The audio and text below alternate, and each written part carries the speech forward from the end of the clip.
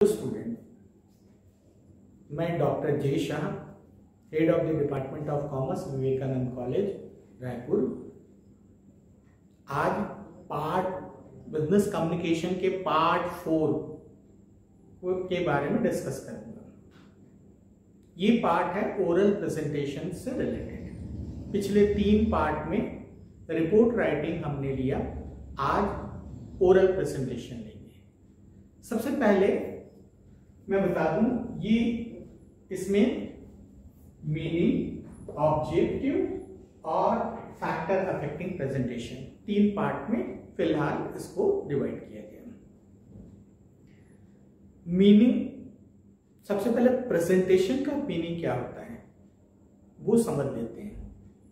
जब कोई व्यक्ति स्वयं या उसका प्रतिनिधि या ग्रुप ऑफ रिप्रेजेंटेटिव किसी विषय के बारे में प्रेजेंट करता है डिटेल में, उसको प्रेजेंटेशन कहते हैं। अब बिजनेस कम्युनिकेशन या बिजनेस से रिलेटेड प्रेजेंटेशन क्या होगा? जब व्यवसायी स्वयं या उसका प्रतिनिधि या ग्रुप ऑफ रिप्रेजेंटेटिव बिजनेस के किसी एक्टिविटी या एक्टिविटी के पार्ट के संबंध में डिटेल में डिस्कस करता है प्रत्यक्ष रूप से, तो उसको आपका ओरल प्रेजेंटेशन कहा जाएगा। अब ओरल प्रेजेंटेशन का मीनिंग क्लियर हो गया। अब देखते हैं कि इसके ऑब्जेक्टिव्स क्या होते हैं। इसके ऑब्जेक्ट क्या होते हैं? पहला, टू इन्फॉर्म।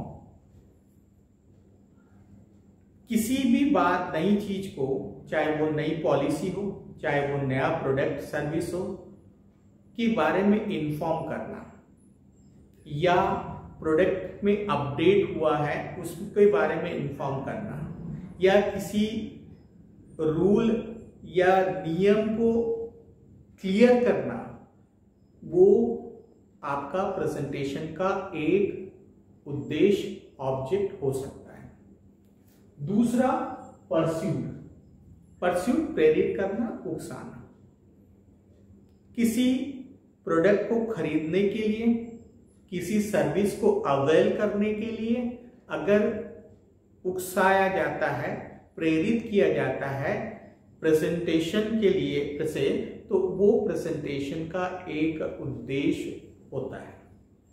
तीसरा, टू बिल्ड गुडविल और रेपुटेशन। गुडविल, सुनाम, किसी बिजनेस का गुडविल या रेपुटेशन, किसी प्रोडक्ट का या सर्विस का गुडविल या रेपुटेशन को बनाना या उसको बनाए रखने के लिए भी उद्देश्य प्रेजेंटेशन का हो सकता है। जरूरी नहीं कि नया प्रोडक्ट के बारे में ही इन्फॉर्म करने का ऑब्जेक्ट हो। किसी प्रोडक्ट को जो मार्केट में चल रही हो, उसको गुडविल बनाए रखना या उसका गुडविल को बढ़ाना भी प्रेजेंटेशन का ऑब्जेक्ट हो सकता है। चौथा, टू गिव सजेशन। प्रेजेंटेशन का एक उद्देश्य या ऑब्जेक्ट हो सकता है कि किसी बात को के बारे में सजेशन या रिकमेंडेशन दे। तो प्रेजेंटेशन किसी प्रॉब्लम या किसी सॉल्यूशन के बाद उसका सजेशन के लिए भी प्रेजेंटेशन का ऑब्जेक्ट हो सकता है। इसके अलावा भी कई अदर ऑब्जेक्ट हो सकते हैं। मेन प्रेजेंटेशन का बिजनेस से रिलेटेड यही ऑब्जेक्ट होता है। अब आ जाइए फैक्टर अफेक्टिंग प्रेजेंटेशन। कौन कौन से फैक्टर अफेक्ट करते हैं प्रेजेंटेशन को?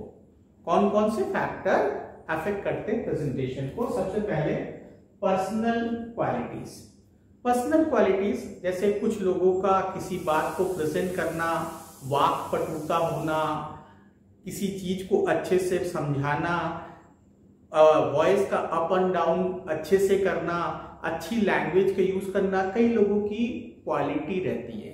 तो पर्सनल जो क्वालिटीज भी प्रेजेंटेशन को अफेक्ट करती है। नेक्स्ट है क्लियर ऑब्जेक्टिव। आप जिस बात को प्रेजेंट कर रहे हैं उसका ऑब्जेक्ट क्लियर होना चाहिए। किस बात के लिए आप प्रेजेंट कर रहे हैं? अगर ऑब्जेक्ट क्लियर नहीं होगा तो प्रेजेंटेशन कंफ्यूज हो जाएगा, ऑडियंस भी कंफ्यूज हो जाएंगे, राइट। तो प्रेजेंटेशन का ऑब्जेक्ट क्लियर होना चाहिए। Next, audience analysis. Audience analysis बहुत जरूरी है प्रेजेंटेशन का, कि आप जहां प्रेजेंट कर रहे हैं उसका ऑडियंस, दर्शक कौन से हैं, उनकी क्वालिफिकेशन क्या है, वो किस ग्रुप को प्रेजेंट करते हैं, ये ऑडियंस एनालिसिस करना जरूरी है। जैसे अनपढ़ लोगों को सामने प्रेजेंट कर रहे हैं तो आपका प्रेजेंटेशन डिफरेंट होगा, पढ़े लिखे लोगों के सामने प्रेजेंट कर रहे हैं तो डिफरेंट होगा, स्किल लोगों के सामने प्रेजेंट कर रहे हैं तो डिफरेंट होगा, एक्सपर्ट के सामने प्रेजेंट कर रहे हैं तो डिफरेंट होगा। तो प्रेजेंटेशन के लिए ऑडियंस का एनालिसिस, दर्शक का विश्लेषण करना जरूरी है। नेक्स्ट है लोकेशन। लोकेशन भी प्रेजेंटेशन को अफेक्ट करता है। जैसे अच्छे एनवायरनमेंट में आप प्रेजेंट कर रहे हैं तो आपका प्रेजेंटेशन अच्छा होगा। मान लीजिए नॉइजी एनवायरनमेंट है, मान लीजिए सुटेबल एनवायरनमेंट नहीं है, तो वो आपका प्रेजेंटेशन को अफेक्ट करेगा। नेक्स्ट लेते हैं selection of method of presentation. Presentation के कई सारे मेथड हैं, जैसे पढ़कर, बाय रीडिंग प्रेजेंट किया जा सकता है, थ्रू आपके किसी ऑडियो वीडियो विजुअल्स के थ्रू प्रेजेंट किया जा सकता है, या फेस टू फेस प्रेजेंट किया जा सकता है। तो प्रेजेंटेशन का कौन सा मेथड आप सेलेक्ट कर रहे हैं इस पर डिपेंड करता है। वो डिपेंड करता है आपका टाइप ऑफ प्रेजेंटेशन, दूसरा ऑडियंस, तीसरा अवेलेबल रिसोर्सेस के ऊपर डिपेंड करता है।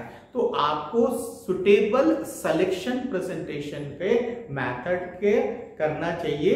तो आपका मेथड ऑफ प्रेजेंटेशन या सिलेक्शन ऑफ प्रेजेंटेशन भी अफेक्ट करता है प्रेजेंटेशन को। अब आ जाइए ऑर्गेनाइजेशन ऑफ प्रेजेंटेशन, और प्रेजेंटेशन को कैसे ऑर्गेनाइज किया करते हैं आप। जैसे उसकी सीक्वेंस क्या रखते हैं, उसको आप किस ढंग से आपको 1 by 1 से लेते हैं, वो भी आपके प्रेजेंटेशन को अफेक्ट करता है। अगर आपका ऑर्गेनाइजेशन, सीक्वेंस और एक दूसरे से रिलेटेड मैटर ना हो तो प्रेजेंटेशन अफेक्ट करेगा, राइट। अगर सीक्वेंस सही है, मैटर एक दूसरे से रिलेटेड है, तो प्रेजेंटेशन अच्छा होगा। Next, body language. क्योंकि प्रेजेंटेशन प्रत्यक्ष होता है, तो प्रेजेंटेशन में बॉडी लैंग्वेज का बहुत सारा आपका पार्ट होता है। 70% आपके बॉडी लैंग्वेज पर डिपेंड करता है प्रेजेंटेशन। अगर बॉडी लैंग्वेज सुटेबल है प्रेजेंटेशन के लिए तो वो प्रेजेंटेशन अच्छा होगा। सुटेबल बॉडी लैंग्वेज नहीं है तो प्रेजेंटेशन को वो अफेक्ट करेगा। Then posture. पोस्चर मतलब बॉडी का शेप, राइट। तो पोस्चर आपका बॉडी के जो मूवमेंट है, वो बॉडी के शेप, बॉडी के मूवमेंट भी प्रेजेंटेशन को अफेक्ट करते हैं। आपके प्रेजेंटेशन जिस बारे में की जाता है, सुटेबल पोस्चर होना चाहिए, तभी प्रेजेंटेशन इफेक्टिव होगा। Next, facial expression. Facial expression मतलब फेस का एक्सप्रेशन, जिसमें आंख, नाक, मुंह इत्यादि आते हैं। अगर उसका प्रेजेंटेशन से मैच करता है तो प्रेजेंटेशन इफेक्टिव होगा। मान लीजिए फेशियल एक्सप्रेशन जिसमें आंख, नाक, मुंह, कान अगर उसमें सूट नहीं करता है तो प्रेजेंटेशन इफेक्टिव नहीं होगा। तो फेशियल एक्सप्रेशन भी प्रेजेंटेशन को अफेक्ट करता है। Then gesture. गेस्चर जैसे appearance, right, body movement etcetera. तो ये गेस्चर भी आपका अफेक्ट करता है प्रेजेंटेशन को। प्रेजेंटेशन के मैटर से रिलेटेड गेस्चर होना चाहिए। तो प्रेजेंटेशन अच्छा होगा। Then volume, pitch, tone, voice. Volume मतलब आपका कितनी तीव्रता, ऊंची, pitch and tone, up and down of sound, और टोन भी आपका प्रेजेंटेशन को अफेक्ट करता है। अगर आपका वॉल्यूम प्रेजेंटेशन से सूट नहीं करता, up and down of sound presentation को सूट नहीं करता, तो प्रेजेंटेशन इफेक्टिव नहीं होगा। दूसरी इसी से रिलेटेड है tone, polite tone, aggressive tone, ये भी प्रेजेंटेशन को इफेक्ट करता है। जरूरी नहीं कि हर जगह पोलाइट टोन ही यूज होगा, कई बार एग्रेसिव टोन भी प्रेजेंटेशन में कई जगह यूज करना पड़ता है, तो टोन भी प्रेजेंटेशन को इफेक्ट करता है। Use of visual add, visual add मतलब जो दिखे, चाहे वो पीपीटी हो, चाहे वो किसी चीज को दिखा करके या किसी डायग्राम को दिखा करके या किसी फिगर को दिखा करके, अगर आपको प्रेजेंटेशन किया जा रहा है तो प्रेजेंटेशन के अफेक्ट करता है। तो विजुअल एड भी फैक्टर है प्रेजेंटेशन के। कई बार प्रेजेंटेशन जो रहता है विजुअल एड की जरूरत नहीं होती है। जैसे आप किसी चीज को, पॉलिसी को, किसी रूल को बता रहे हैं, विजुअल एड की मान लीजिए जरूरत नहीं है, तो वहां नहीं हो सकती है। लेकिन कहीं कहीं विजुअल एड की जरूरत होती है, तो वो भी प्रेजेंटेशन को अफेक्ट करते हैं। Then handling of question answer session.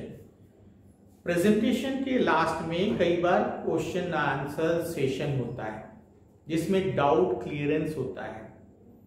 तो अगर प्रेजेंटेशन में कोई बात छूट जाए या ऑडियंस को कोई डाउट हो, तो उसका अगर हैंडलिंग सही तरीके से किया जाए तो प्रेजेंटेशन इफेक्टिव होता है।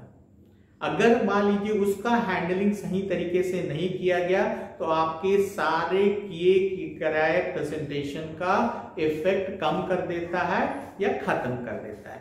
तो डाउट क्लियरिंग सेशंस भी जो होते हैं वो आपका प्रेजेंटेशन का इंपॉर्टेंट पार्ट होता है, जो इफेक्ट करता है प्रेजेंटेशन का। नेक्स्ट रहते हैं रिहर्सल।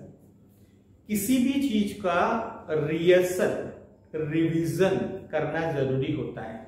प्रेजेंटेशन पर्सनली खुद या उसके रिप्रेजेंटेटिव करते हैं, तो किस बात पर प्रेजेंट किया जाना है, उसका पहले से अगर रिहर्सल कर दिया जाए तो वो प्रेजेंटेशन इफेक्ट करता है। या रिहर्सल प्रेजेंटेशन का एक पार्ट है जो इफेक्ट करता है प्रेजेंटेशन को। और भी कई सारे फैक्टर हो सकते हैं, यहां हमने मेन फैक्टर ही लिया है जो प्रेजेंटेशन को अफेक्ट करते हैं। इसके पश्चात हम प्रेजेंटेशन के दो मेन पार्ट है, जो आपका सेल्स प्रेजेंटेशन और ट्रेनिंग प्रेजेंटेशन लेंगे। सेल्स प्रेजेंटेशन और ट्रेनिंग प्रेजेंटेशन हम नेक्स्ट पार्ट यानी पार्ट 5 पर लेंगे।